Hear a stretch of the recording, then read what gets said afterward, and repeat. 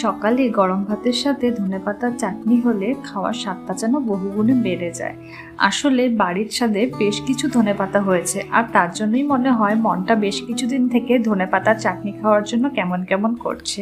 আজ সকালে এই ধনেপাতাগুলো তুলে নিয়ে এসে ভালো করে পরিষ্কার করে ধুয়ে নিয়েছি। এগুলো এখন ছোট ছোট করে কেটে নিলাম, আর কড়াইতে অল্প তেল দিয়ে 10 থেকে 12 কোয়া রসুন আর 4 থেকে 5টা শুকনো লঙ্কা হালকাভাবে ভেজে নিলাম। এরপর ধনেপাতা, ভেজে রাখা রসুন আর শুকনো লঙ্কা দিয়ে একটা স্মুথ পেস্ট তৈরি করে নিতে হবে।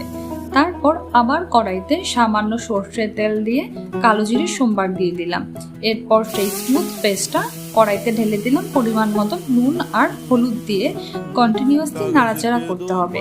নাড়তে নাড়তে যখন দেখবো কালারটা চেঞ্জ হয়ে আসছে আর পেস্টটা মন্ড টাইপের হয়ে আসছে, বুঝে নিতে হবে তখন এটা প্রিপেয়ার হয়ে গেছে ফুললি।